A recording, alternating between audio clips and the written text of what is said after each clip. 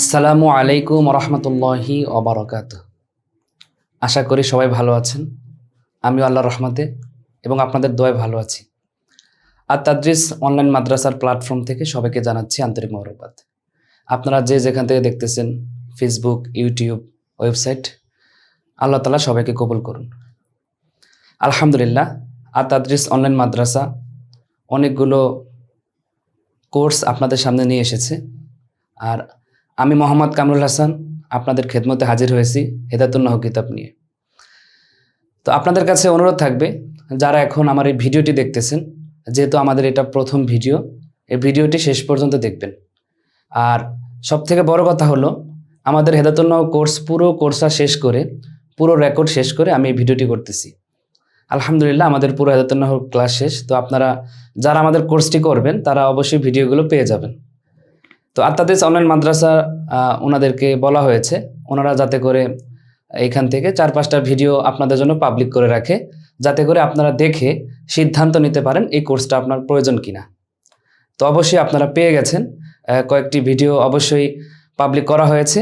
তো সেইগুলো আপনারা দেখে নেবেন, দেখার পরে সিদ্ধান্ত নেবেন যে এই কোর্সটা আপনার দরকার কিনা। এখন এই ভিডিওটি যারা দেখতেছেন সবার কাছে আন্তরিকতার সাথে বলতেছি যে এই ভিডিওটা শেষ পর্যন্ত দেখবেন, তাহলে বুঝতে পারবেন যে হেদায়েতুন নাহ কোর্সটা আপনার জন্য কতটুকু প্রয়োজন।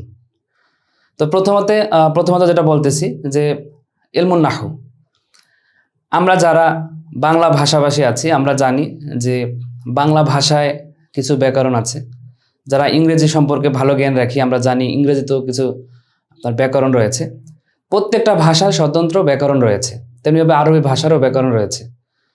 কোনো ব্যক্তি যদি আরবি ভাষা ভালো করে শিখতে চায়, আরবি কোরআন এবং হাদিস ভালো করে জানতে চায়, তাহলে অবশ্যই তাকে আরবি ব্যাকরণ সম্পর্কে জানতে হবে। যে কোনো ভাষা জানার জন্য দুইটা বিষয় সব থেকে বেশি গুরুত্বপূর্ণ। একটা হলো ইলমুল লুগা, মাআনিল লুগা, অর্থাৎ কোনো শব্দের অর্থ জানা, ভোকাবুলারি যেটাকে বলা হয়।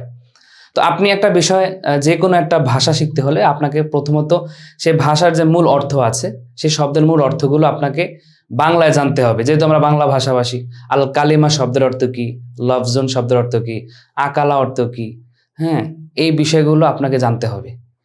তো যে কোনো ভাষা জানার আগে তাদের লুগাত, এটা আমাদের বাংলা ভাষা আমাদেরকে জানতে হবে। এরপরে আপনি যদি ইংরেজি ভালো পারেন, আপনি ওই আরবি বিষয়গুলোকে আপনার ইংরেজিতে কমপক্ষে জানতে হবে। তো এই ভাষা যদি কেউ জানা থাকে, এরপরে সে যদি ওই ভাষার ব্যাকরণটা ভালো করে জানে, তাহলে তার জন্য আরবি শেখা একেবারেই সহজ হয়ে যায়। আরবি শিখতে গেলে আরবি ব্যাকরণ লাগবে, ইংরেজি শিখতে গেলে ইংরেজি ব্যাকরণ লাগবে।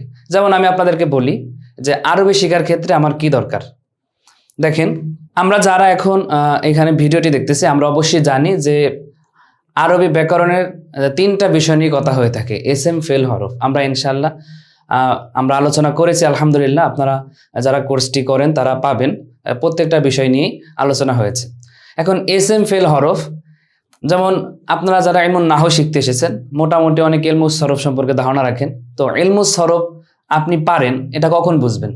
ইলমুস সরফ আপনি পারেন তখন বুঝবেন যখন একটা সিগা, অর্থাৎ একটা ফেল, একটা বার্ব নিয়ে যখন আপনি বুঝতে পারবেন যে এটার ভিতরে এই বিষয়গুলো আমার জানার দরকার। যেমন মনে করেন সূরা ফাতিহা যে না আবুদু আছে, তো আমরা যে না আবুদু নিয়ে কথা বলি, না আবুদু, তো আপনি ইলমুস সরফ পারেন, আপনার ইলমুস সরফ জানা আছে, আপনি কখন বুঝবেন? যখন এইটার আপনি তাহকিকটা পারবেন। তো তাহকিক আপনি কিভাবে পারবেন? আপনি জানেন যে এটার ভিতরে এই সিগাটা কি, এটার বহস কি, এটার বাব কি, এটার মাজদারটা কি।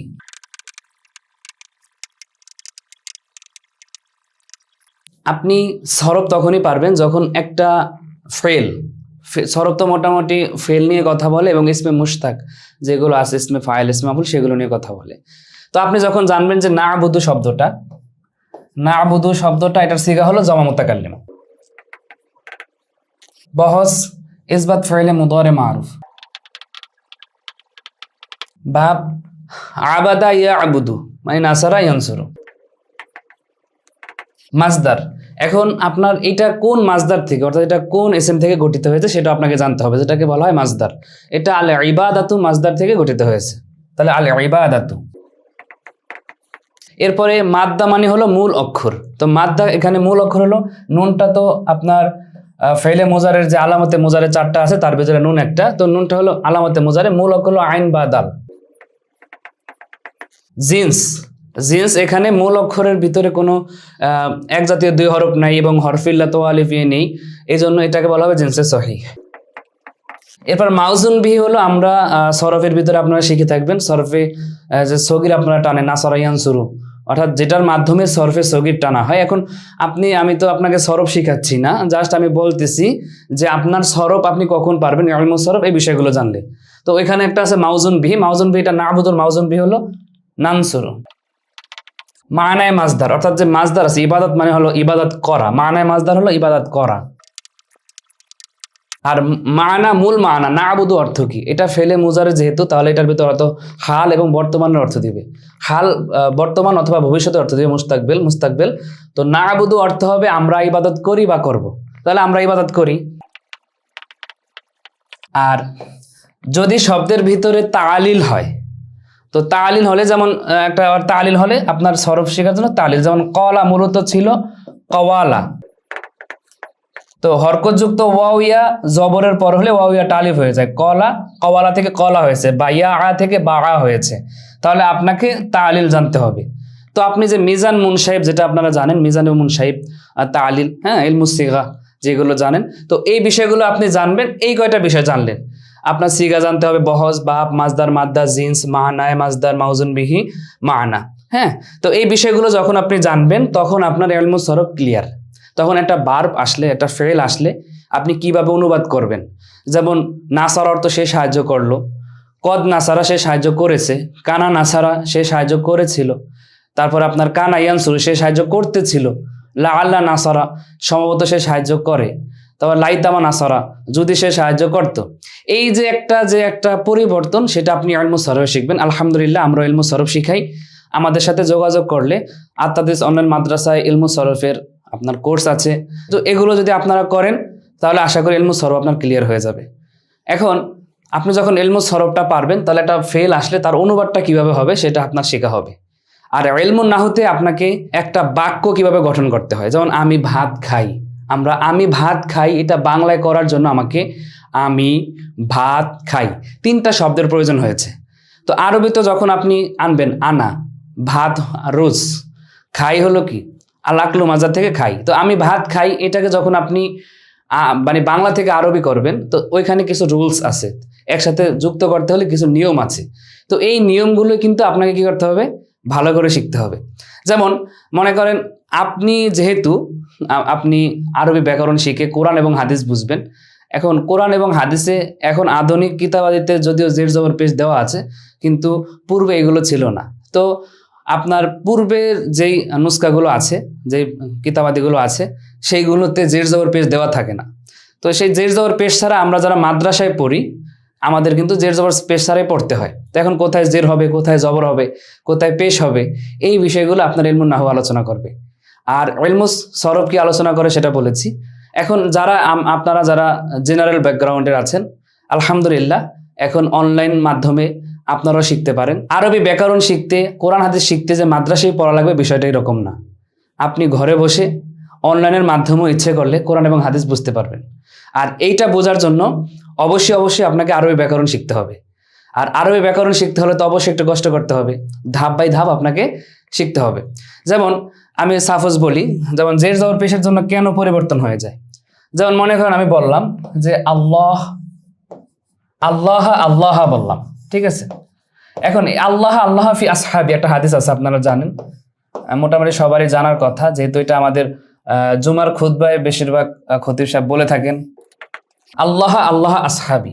এখন এই আল্লাহ আল্লাহ জবর হয়েছে, আমি তো এখানে পেশও দিতে পারতাম, জেরও দিতে পারতাম। জবর দিলে অনুবাদ কি হবে, আল্লাহ আল্লাহ মানে তোমরা আল্লাহকে ভয় করো, ফি আসহাবি আমাদের সাহাবীদের সম্পর্কে তোমরা আল্লাহকে ভয় করো, ঠিক আছে। মানে সাহাবীদের সম্মান ভালো করে রক্ষা করবে, সাহাবীদের নিয়ে কোনো সমালোচনা করবে না। তো রাসূলুল্লাহ সাল্লাল্লাহু আলাইহি ওয়াসাল্লাম এভাবে বলেছে আল্লাহ আল্লাহ। তো যখন দুইটাকে জবর দেওয়া হয়েছে এটাকে, তখন এটা আমরা ইনশাআল্লাহ সামনে পাবো। হেদায়েতুন কিতাব আছে তাহজির মাফুল বিহি এর ফেলকে হযফ করার একটা স্থান। যখন একটা শব্দকে দুইভাবে উল্লেখ করা হয় তখন একটা ইত্তাকু একটা ফেল উজ্জ থাকে, ঠিক আছে।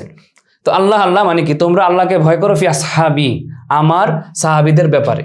এখন এখানে আপনি আল্লাহ আল্লাহ লিখেছেন, যদি আমি এখানে আল্লাহ আল্লাহ লিখতেন তখন অনুবাদটা কি হয়ে যেত? এখানে আবার আল্লাহ আল্লাহ যেহেতু দুইবার এসেছে, তো দুইবার আসলে সেটাকে মুআক্কাদ তাকিদ বলা হয়, দৃঢ়ভাবে বোঝানোর জন্য, শক্তভাবে বোঝানোর জন্য। তাহলে এখানে আল্লাহ আল্লাহ, যদি আল্লাহ আল্লাহ দিতাম তাহলে তো কি আল্লাহ ফি আসহাবি, আমার সাহাবীদের ক্ষেত্রে আল্লাহ। তা আমাদের সাহাবীদের ক্ষেত্রে আল্লাহ কি, এটা হবে অনুবাদটা এইভাবে। আর যখন আপনি বলবেন আল্লাহ আল্লাহ, তার মানে তুমি আল্লাহকে ভয় করো আমার সাহাবীদের ব্যাপারে, রাসূলুল্লাহ সাল্লাল্লাহু আলাইহি ওয়াসাল্লামের কথা। তাহলে আল্লাহ আল্লাহ দিয়ে আমরা কিন্তু আল্লাহ আল্লাহ দিলে একরকম হবে, আল্লাহ আল্লাহ দিলে অনুবাদটা আরেক রকম হয়ে যাবে। তো আপনি এখানে কি দিবেন, আপনার বাক্যের অবস্থানটা কি হবে? যদি আপনি ইলমুন নাহু না জানেন তাহলে কিন্তু পারবেন না। আমরা জানি যে ইলমুন নাহু, আমি যেহেতু ইলমুন নাহু আপনাদেরকে হেদায়েতুন নাহু পড়াবো, তো সেই ক্ষেত্রে অবশ্যই আমাকে একটু কথা বলতে হবে। আমরা জানি ইলমুন নাহুর উৎপত্তি অনেকেই জানি না, আবার অনেকেই জানি।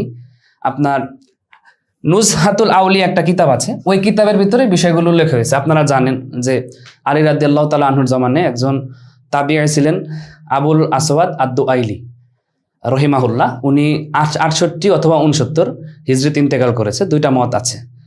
তো উনার মাধ্যমে কিন্তু ইলমুন নাহু, যদি বলে ইলমুন নাহুর উদ্ভাবক কে, তখন কিন্তু আবুল আসওয়াদ আদ-দুআইলি রহিমাহুল্লাহর কথাটাই আমাদের সবার মাথায় চলে আসে।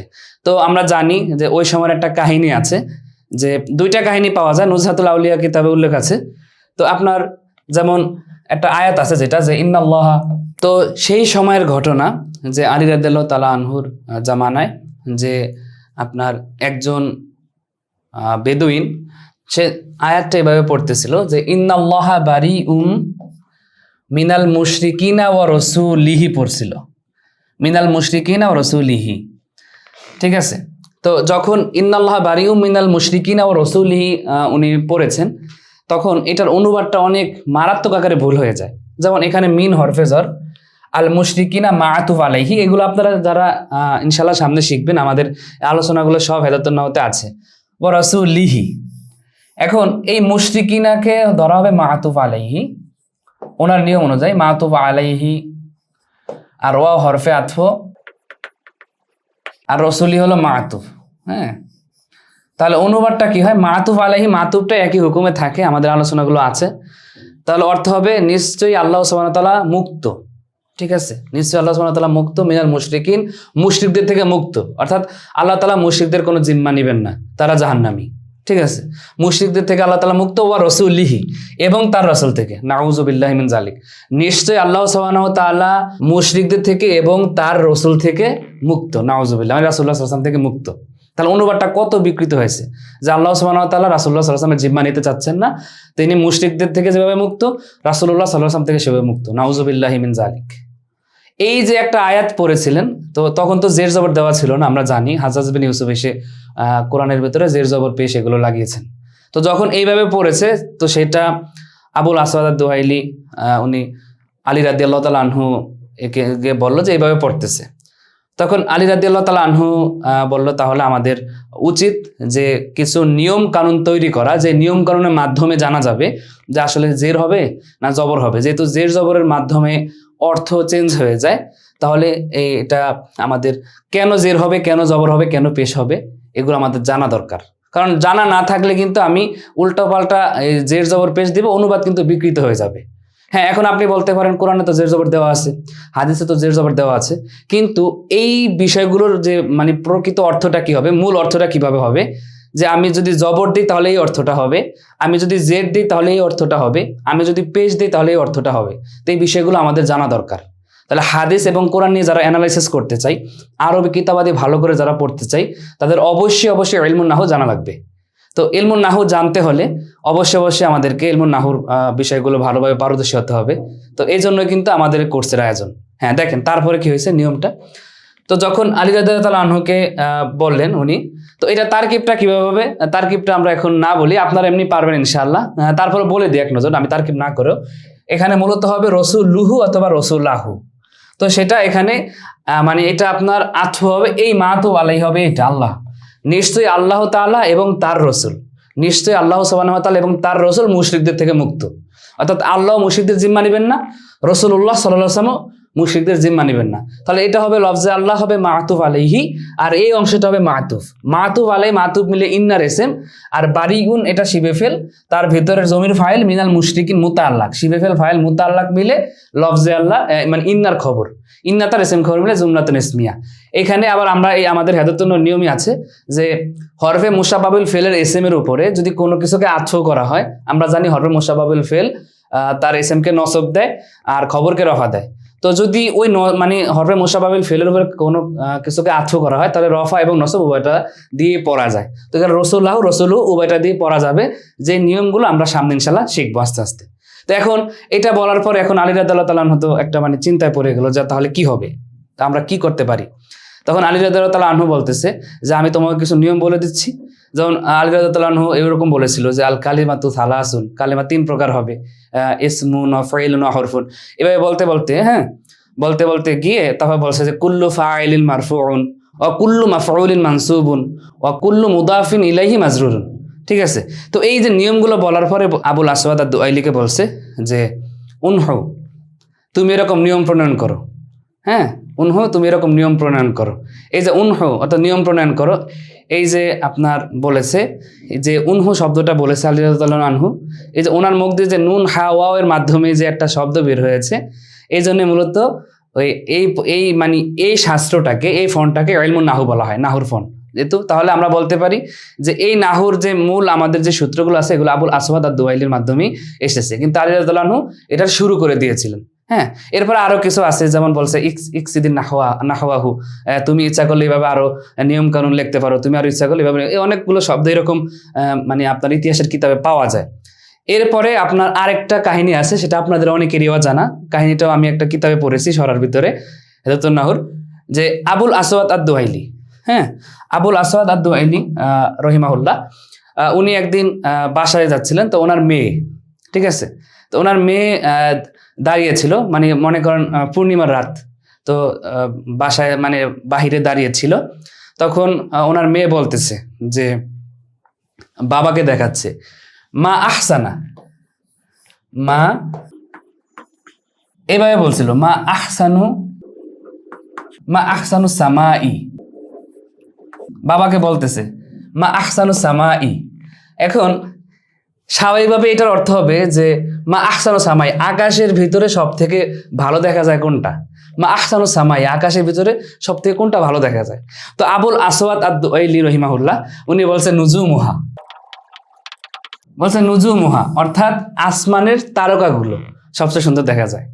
তখন ওনার যে মেয়ে আছে যে বাবা আমি তো আসলে এইটা বোঝাতে চাইনি, আমি বলছি যে পূর্ণিমার রাত আকাশটা কতই না সুন্দর, মানে যে এক্সক্লামেটরি সেন্টেন্স আছে না, বিস্ময়সূচক বাক্য, তো সেটার মাধ্যমে বোঝাতে চেয়েছে যে আকাশটা কতই না সুন্দর, অর্থাৎ ফেলে তাআজ্জুব, আমাদের যেটা আমাদের ইলমুন নাহুর পরিভাষা, এটা নিয়েও বিস্তারিত আলোচনা করা হয়েছে, আপনারা পাবেন। তো মা আহসানু সামাই, তো এখন এটা বললে কিন্তু বাক্যটা হয় নাই, বলতে হবে কি ফেলে তাআজ্জুবের 2টা ওজন আছে, ফেলে তাআজ্জুবের 2টা ওজন আছে, একটা হলো আপনার মা আফআলাহু আর একটা হলো আফইল বিহি। ওইখানে নিয়ম অনেক আছে, আমরা এখন নিয়ম নিয়ে আলোচনা করব না। মা আফআলাহু অর্থাৎ মার পরে একটা আফআলা ওজন একটা ফেল আসবে, তারপরে যা নিয়ে সে আশ্চর্য হবে সেটা নসব প্রদান হবে, মানে বাক্যটা হবে এইভাবে যে আপনার মনে করেন বাক্যটা হবে, উনি তো বলছে মা আহসানু শাইই অর্থাৎ আসমানের, মা আহসানু সামাই আসমানের ভিতরে কোন বিষয়টা সুন্দর, তো বাবা তো উত্তর দিয়েছে তারকারাজি, কিন্তু মেয়ের উদ্দেশ্য ছিল বলবে এইভাবে মা আহসানা সামা, তো মা আহসানা সামা হবে মূল বাক্যটা। তো এটার ভিতরে তারকিব কি হবে আপনারা সামনে ইনশাআল্লাহ শিখবেন। তো মূলত তাহলে হবে যে আসমানটা কতই না সুন্দর, মা আহসানা সামা। তো যখন ওনার মেয়ে এভাবে বলেছে, তো এই মেয়ে বলার পরে উনি চিন্তা করলো যে আসলে নিয়ম কানুনগুলো প্রণয়ন করা দরকার। তো এই কারণে উনি ইলমুন নাহুর যে নিয়ম কানুন আছে সেগুলো অনেক সুন্দরভাবে উনি উদ্ভাবন করেছে। তো এই মতটাও পাওয়া যায়, ঠিক আছে। তো এইভাবেই কিন্তু ইলমুন নাহুর মূল মানে আমাদের সামনে এসেছে। এরপর ইলমুন নাহু নিয়ে আরো অনেক ওলামায়ে কেরাম কাজ করেছেন, বিশেষ করে ইমাম সিবওয়াই রহমতুল্লাহ আলাইহি হায়াত পেয়েছে অনেক কম, কিন্তু অনেক বড় কাজ করে গেছে ইলমুন নাহু, ইলমুস সরফ এগুলোর বিষয়ে। যেমন ওনার একটা কিতাব আছে আল কিতাবু, কিতাবের নাম। সিবাই রহমতুল্লাহ সম্ভবত 148 হিজরিতে জন্ম আর 180 হিজরিতে ইন্তেকাল, মাত্র 32-33 বছর উনি হায়াত পেয়েছেন, কিন্তু আমাদের জন্য অনেক বড় খেদমত করে গেছেন। দেখবেন এই হেদাতুন নাহতে আসবে, কাফিয়া কিতাবে আছে, মানে প্রত্যেকটা নাহর কিতাবে আছে কলা সিবাই রহমতুল্লাহি আলাইহি, হ্যাঁ, কলা আখফাস রহমতুল্লাহ আলাইহি, কলাল ফাররা, কলাল কাসাই, হ্যাঁ, কলাল খলিল, এদের নামগুলো বেশি আসে। তো এনারাই কিন্তু পরবর্তী কাজগুলো ওই যে আবুল আসওয়াদ আদ-দুআইলি যে কাজগুলো করেছে ওগুলোর মাধ্যমেই এভাবে ছড়িয়েছে। তো এইভাবে ওনারা কুফায় গিয়েছে, বসরায় গিয়েছে, হ্যাঁ, ইলমুল হাদিস যেভাবে ছড়িয়েছে, ইলমুল নাহুটা এভাবে ছড়িয়েছে, এর মাধ্যমে আমরা পেয়েছি। তো এখন আমাদের হেদাতুন নাহু কিতাবটা আমরা কিভাবে পেলাম? হেদাতুন নাহুর কিতাবটা নিয়েও আশ্চর্যজনক কথা আছে, ইনশাল্লাহ আমরা সামনে জানবো। হেদাতুন নাহু শব্দের অর্থ কি, হেদাতুন নাহু শব্দের তারকিব কি হবে, হ্যাঁ, যেভাবে আমরা আমাদের ভারতীয় উপমহাদেশের আমাদের ওস্তাদগণ যেভাবে কোনো কিতাব পড়ানোর ক্ষেত্রে কিতাবের নামের তারকিবটা আগে করে, তো এই বিষয়গুলো নিয়ে ইনশাল্লাহ আমাদের কোর্সের ভিতরে আলোচনা আসবে। আর আরেকটা বিষয় আমি এখন আপনাদের বলে রাখতে চাই, যেহেতু আপনি ভিডিওটা দেখতেছেন, আমি আগেও বলেছি ভিডিওটা শেষ পর্যন্ত দেখবেন। তো হেদাতুন নাহু কিতাবে সমষ্টিগতভাবে আপনি কি পাবেন সেই বিষয়টা আমি, অর্থাৎ শিরোনামটা আপনাদেরকে নিয়ে একটু কথা বলতেছি, সূচিপত্রটা নিয়ে। আর আমি আবারও বলতেছি, আমি কোর্সটা এইভাবে আমি ক্লাসগুলো করেছি, যেহেতু ভিডিওগুলো করা হয়ে গেছে, এই জন্য বলতে পারি যে এই ক্লাসটা যারা একেবারে নাহুর একেবারে প্রাথমিক, মনে করেন আপনি মুবতাদা জীবনে প্রথম শুনেছেন, মারেফা জীবনে প্রথম শুনেছেন, অর্থাৎ আপনি আরবি ব্যাকরণ শিখতে চাচ্ছেন আমার এই কোর্সের মাধ্যমে, তাহলে আমি বলবো যে আপনার এই কোর্সটা প্রয়োজন নেই। যদি মনে করেন যে না আমি মোটামুটি পারি, আমি সরফ ফেল দেখলে চিনি, হ্যাঁ, ফেল দেখলে আমি চিনি, এসএম দেখলে আমি মানে ফেল দেখলে আমি চিনি, অর্থাৎ আমার একটু সাহস আছে, এর আগে আমি একটু হলেও শিখেছি, যারা জেনারেল তাদের ব্যাপারে কথা বলতেছি, তাহলে আপনি কোর্সটা করবেন, আশা করি আপনার একটা পথ খুলে যাবে ইনশাল্লাহ। আর যেহেতু এটা একটা আরবি কিতাব, আমাদের সব থেকে বড় সমস্যা থাকে আমরা কিতাবাদি পড়ার ক্ষেত্রে আমরা মনে করেন শুধু নিয়মই পড়ি। তো যেহেতু এটা একটা আরবি কিতাব, আপনি নিয়ম পড়তেছেন, সাথে সাথে এই যে আরবি ইবারতগুলো, আমি রফা কেন দিলাম, নসব কেন দিলাম, জ্বর কেন দিলাম, আমি তো বলে দিব এই কারণে রফা হয়েছে, এর সমষ্টিগতভাবে বিশ্লেষণ অ্যানালাইসিস কি, তারকিবটা কি, সেটাও আমি বলে দিব, তো বলে দিয়েছি। তো এই ক্ষেত্রে কিন্তু বিষয়গুলো আপনারা সুন্দর করে এখান থেকে ধরতে পারবেন। তারপরে একটা বাক্যের অনুবাদ কিভাবে হবে, তো সেইগুলো কিন্তু আপনার এক ঢিলে অনেকগুলো পাখি মারা হয়ে যাবে। এক ঢিলে তো 2 পাখি মারা হয়, কিন্তু এখানে আপনার অনেকগুলো পাখি মারতে পারবেন। অর্থাৎ বাক্যের ভিতরে তারকিবটা কিভাবে হয়েছে, এটার অনুবাদটা কিভাবে হবে, রফা নসব জ্বর আমরা কেন দিই, তো এই বিষয়গুলো আপনারা জানতে পারবেন। তো এইগুলো আবার আপনি গিয়ে কোরআন হাদিসের মাধ্যমে আপনি অ্যানালাইসিস করবেন। আর যারা মাদ্রাসা ব্যাকগ্রাউন্ডের আছি, যারা মনে করেন আপনারা যদি হেদাতুন নাহুর ক্লাসেরই থাকেন, তো আপনাদের জন্য আমি মনে করি এই কোর্সটা অনেক অনেক উপকারী হবে। আর যারা নাহমির ক্লাস থেকে উঠেছেন হেদাতুন নাহুতে, তাদের অনেক গুরুত্বপূর্ণ ভূমিকা পালন করবে। এছাড়া হেদাতুন নাহু এমন একটা কিতাব, যে কিতাবটা আলিয়া বলেন, কমি বলেন, বা আপনার সরকারি বলেন, বেসরকারি বলেন, সব মাদ্রাসায় কিন্তু এটা সিলেবাসভুক্ত। তো এই ক্ষেত্রে আপনার এই কোর্সটা খুব খুব খুব প্রয়োজন। আর বিশেষ করে যারা ওস্তাদ আছি, যারা মনে করেন যে আসলে আমার কিছু কিছু দুর্বলতা আছে, তো এই দুর্বলতাগুলো কাটানোর জন্য যদি আপনি আমাদের এই কোর্সটা করেন, পুরো শেষ পর্যন্ত আপনি এই কোর্সটা সুন্দরভাবে করেন, তাহলে আশা করি অনেক উপকার পাবেন। তো এই ক্ষেত্রে আপনাকে কি করতে হবে, আপনি সর্বপ্রথম আপনি কিতাব আপনি রাখবেন, ঠিক আছে, একটা হেদাতুন নাহু কিতাব আপনার সামনে রাখবেন। ভিডিওতে তো অবশ্যই দেওয়া হবে, আপনাদের পিডিএফ ফাইলও দেওয়া হবে কিতাবের, মূল কিতাবের, কিন্তু আপনার সামনে যখন একটা কিতাব থাকবে, আর আপনি যখন আমাদের ভিডিওগুলো দেখবেন আর কিতাব দিয়ে মিলাবেন, আর কোনো বিষয় গুরুত্বপূর্ণ সেগুলো নোট করবেন, এভাবে করলে আশা করি এবং আপনার ছাত্রদেরকেও বোঝানোর ক্ষেত্রে আপনার অনেক অনেক উপকার আসবে ইনশাল্লাহ। তো এই জন্য আপনারা কোর্সগুলো করবেন। আর সর্বোপরি এই কোর্সটা আমি মনে করি আমি যেভাবে সাজিয়েছি, আর বিশেষ করে আরেকটা কথা বলে রাখি, সবাই যারা আপনার এই নাহু নিয়ে কাজ করে, দেখা যায় বিশেষ করে হেদাতুন নাহু কিতাব পড়ানোর ক্ষেত্র প্রথম থেকে শুরু করে সর্বোচ্চ মারফুয়াত, মানসুবাত, মাজরুরাত, তারপরে তাবে পর্যন্ত আলোচনা দিয়ে বছর শেষ। তো সেটা শেখার আর সম্ভব হয় না, যারা আমরা মাদ্রাসায় পড়েছি এরকমটাই হয়েছে, খতম খুব কমই হয়। কিন্তু এই কোর্সের মাধ্যমে কিন্তু আপনি পুরো কিতাবটা খতম করতে পারবেন, পুরো কিতাবটা আপনি সুন্দর করে পড়তে পারবেন। হ্যাঁ, এখন বলতে পারেন যে কামরুল হাসান ভাই তো পড়াচ্ছে, তো উনিও তো এইরকমই হয়তো করছে, প্রথম দিয়ে ভালো ভালো শিখিয়ে শেষ দিয়ে তাড়াহুড়া করে শেষ করছে। না, আমি একেবারে সত্যি একটা কথা বলি, আমি হেদাতুন নাহু কিতাব যখন রেকর্ড করেছি, আমি সর্বপ্রথম হরফের আলোচনাগুলো রেকর্ড করেছি শেষ দিয়ে।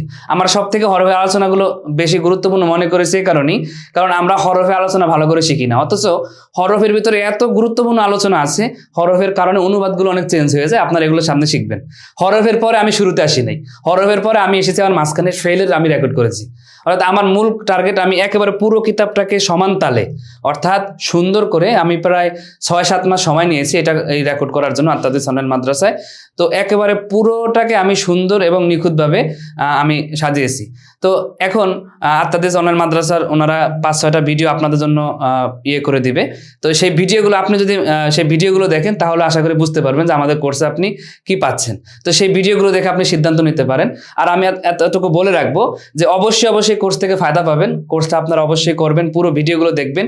এছাড়া যদি ভিডিওগুলো দেখার ক্ষেত্রে আপনাদের যদি কোনো মানে সমস্যা হয় যে আপনার ভিডিও দেখে শিখতেছেন, এরকম ইনশাল্লাহ হবে না, আমি ওইভাবে করেছি। এরপরে যদি কোনো সমস্যা হয় যে আপনি বুঝতেছেন না, তাহলে অবশ্যই আমাদের সাথে যোগাযোগ করতে পারেন।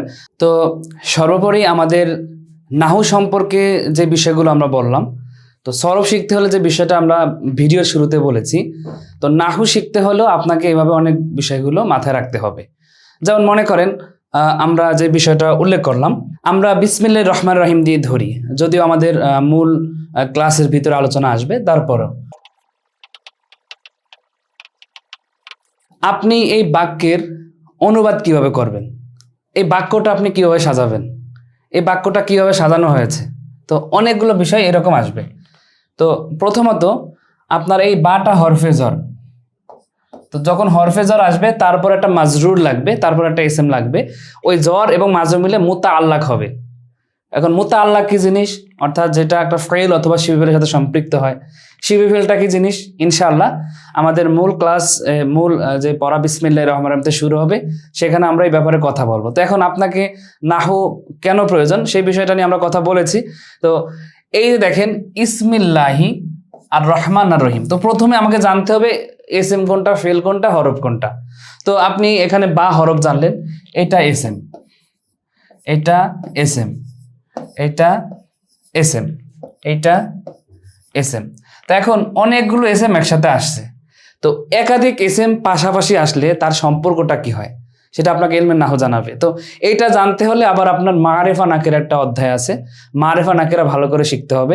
আলহামদুলিল্লাহ আমরা ইনশাল্লাহ ভালো করে চেষ্টা করেছি, ইনশাল্লাহ আরও সামনে চেষ্টা করব যে সুন্দর করে আরও গুছিয়ে দেওয়ার জন্য।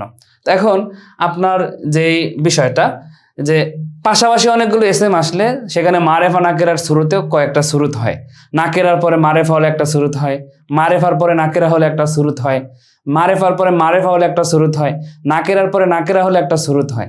তার অনুবাদের ক্ষেত্রেও অনেকগুলো ডিফারেন্স দেখা যায়। যেমন আমি দেখাই আপনাকে, মনে করেন আমরা লিখলাম বাংলায়, আমরা আরবিতে আগে বলি, যেমন এই শব্দটা হলো মারেফা, ঠিক আছে, আর রজুলু আল আলেমু, এই শব্দটা হলো উভয়টা হলো মারেফা। তো মারেফার পরে মারেফা হলে মাউসুফ সিফাতের তারকিব হয়, তো সেই হিসাবে এটা হবে মাউসুফ আর এটা হবে সিফাত। তো মাউসুফ এবং সিফাতের ভিতরে সিফাতের অনুবাদটা আগে হয়, তো এই বিষয়গুলো কিন্তু আপনি নাহুতে শিখবেন। তো সিফাতের অনুবাদ যেহেতু আগে হয়, আল আলেমু এটার অনুবাদটা আগে হবে, তাহলে হবে কি জ্ঞানী। আর রজুল অর্থ লোকটি। তো আপনারা আমাদের পড়ার ভিতরে পাবেন যে বাংলায় মারেফা চিনার আলামত 10টা, টি, খানা, জন, রা, গণ, সকল মণ্ডলীগুলো দয়, কোনো কিছু যুক্ত না হওয়া, এই আলোচনাগুলো আপনারা সামনে শিখতে পারবেন। তো জ্ঞানী লোকটি, হুবহু এই বাক্যটা যদি একটু পরিবর্তন হয়, যেমন আমি বললাম মনে করেন আর রজুলু আলিমুন, তখন আর রজুলুটা মারেফা হবে আর আলিমুনটা হবে নাকেরা। তো মারেফা এরপরে যখন নাকেরা হয় তখন মুবতাদা খবরের তারকিব হয়, তো সেই হিসাবে আর রজুলুটা হয়ে যাবে মুবতাদা আর এটা হয়ে যাবে খবর। মুবতাদা খবর মিলে বাক্য হবে, পূর্ণ বাক্য। মাহসুস সিফাত মিলে বাক্যের অংশ হবে, মুরাক্কাবে এজাফি হবে, তাওসিফি হবে, এটা হবে মুবতাদা খবর।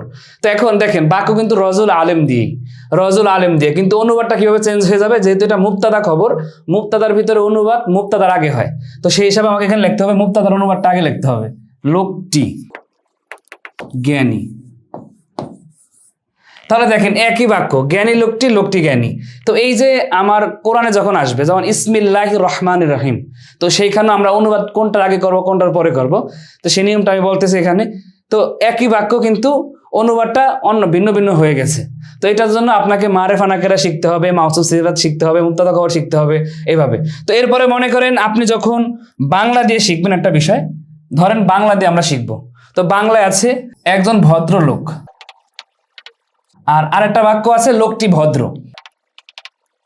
একজন ভদ্রলোক আর লোকটি ভদ্র, এখানে কথা হচ্ছে কিন্তু লোককে নিয়ে, ঠিক আছে।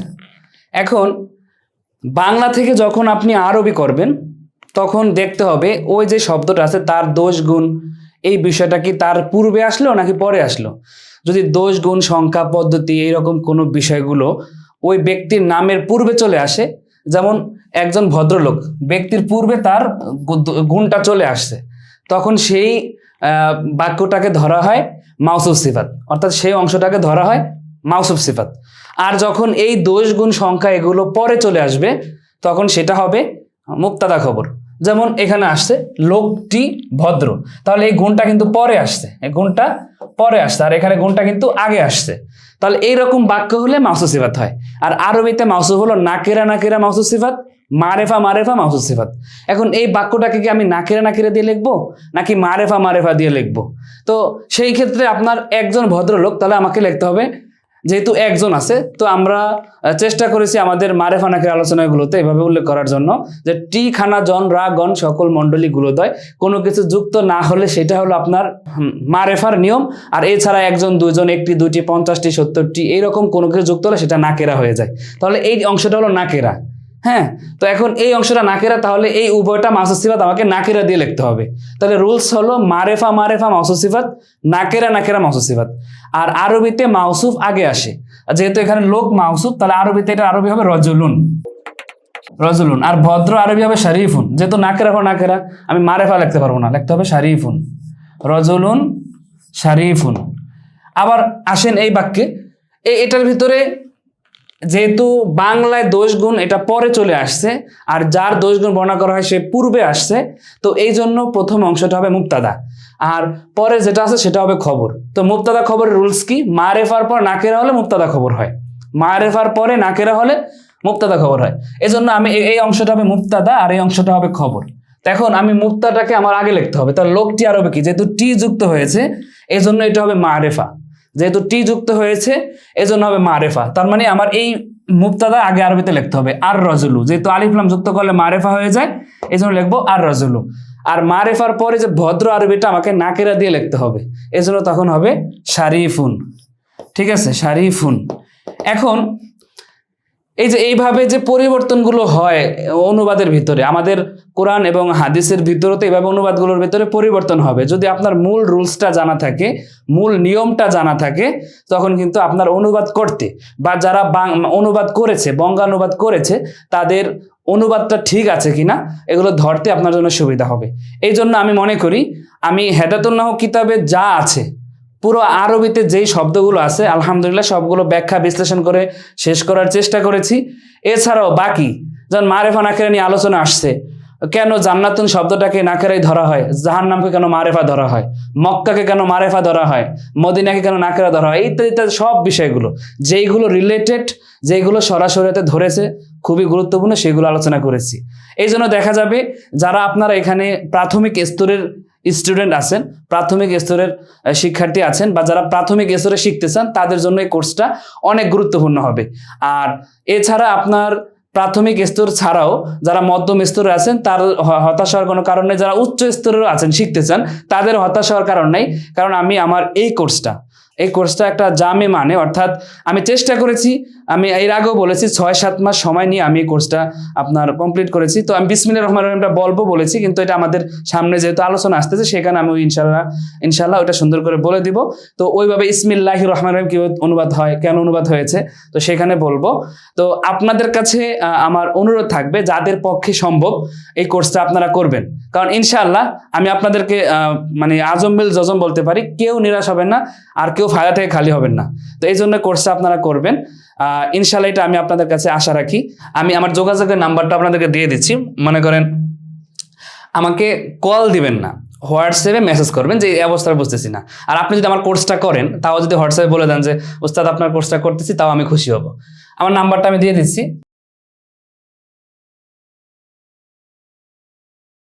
এটা আমার হোয়াটসঅ্যাপ আছে, যারা বাংলাদেশের বাইরে আছেন এটা অবশ্যই আপনারা যুক্ত করবেন, না হয় আমার হোয়াটসঅ্যাপ আসবে না। আর বাকি এটা হলো আমার হোয়াটসঅ্যাপ মোবাইল নাম্বার। তো তো হোয়াটসঅ্যাপে মেসেজ করলে ইনশাল্লাহ আমি সাথে সাথে রিপ্লাই দেওয়ার চেষ্টা করব। এছাড়া আরও যাবতীয় যত সমস্যা প্রবলেম আছে বা কোর্স আপনারা কিভাবে করবেন বা কোর্সটা কিভাবে কিনবেন বা যা করবেন না কেন, আত্মাদিস অনলাইন মাদ্রাসার যে নাম্বার দেওয়া আছে, তাদের যেই ওয়েবসাইট দেওয়া আছে, সেখানে আপনারা নক করলে অবশ্যই জানতে পারবেন। আর যারা কোর্সটি করবেন তাদের কাছে আবারও বলি, অবশ্যই আপনার কোর্সটা কেমন লেগেছে সেটা অবশ্যই আমাদের যে ওয়েবসাইটে বা ইউটিউবে বা ফেসবুকে আপনারা যেখান থেকে দেখতেছেন অবশ্যই কমেন্ট মন্তব্য করে জানাবেন যে আসলে কোর্সটা কেমন লাগতেছে। ঠিক আছে, তো ততক্ষণ পর্যন্ত সবাই ভালো থাকুন। আসসালামু আলাইকুম ওয়া রাহমাতুল্লাহি ওয়া বারাকাতুহু।